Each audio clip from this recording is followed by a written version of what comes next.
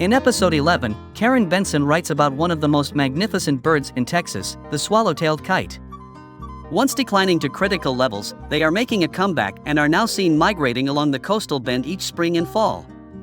If you like these podcasts, please consider following us.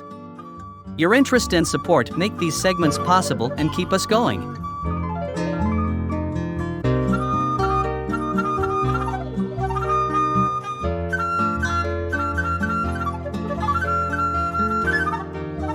Glorious spring days have a way of calling us outside.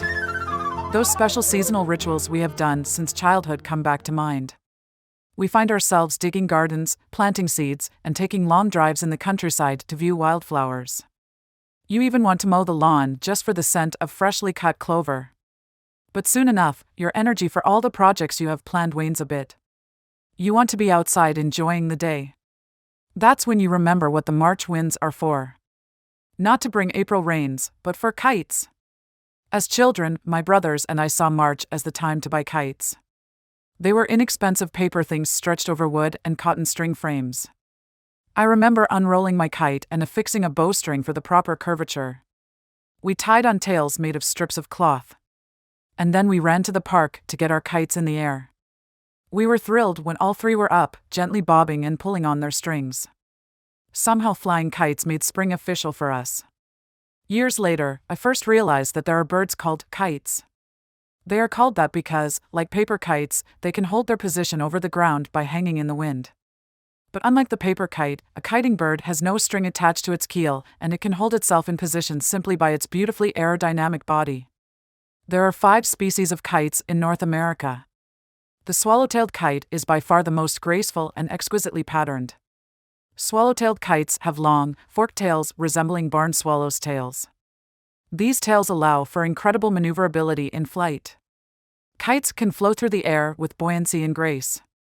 Unsurprisingly, they feed, drink, and even bathe on the wing. But kites are hawks, unlike the other bird species that can do these things too. A martin or a swift can grab an insect midair with its bill, and a kite catches the prey with its feet. A kite is much larger than a swift, so the prey it grabs is larger too. Kites can take large dragonflies from the air, but more often, they delicately pluck a snake or frog from a treetop. Can you imagine floating over the trees, glancing down now and then to examine your dinner possibilities? What a glorious and abundant world they see below. When they find a tasty morsel, they swoop and pick it up with their talons.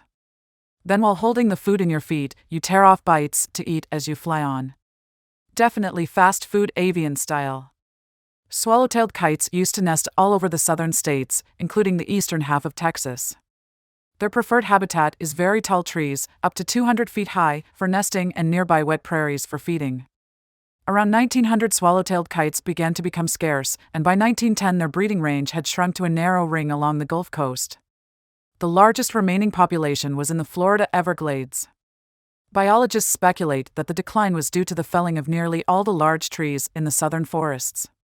That and the accompanying conversion of the prairies into cropland and pig farms took away the swallow-tailed kites' required habitat. They disappeared from Texas as breeders for almost 80 years. As trees have been allowed to regrow, the kites are returning. The occasional migrating kite could be seen in the spring and sometimes in the fall, just inland from the coast of Texas. The coastal bend is definitely on the swallow-tailed kite's migration route. But where do they go?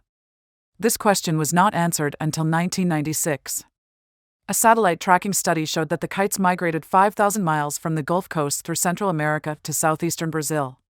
They spend the 6-month rainy season there on the borders of the vast wetland known as the Pantanal.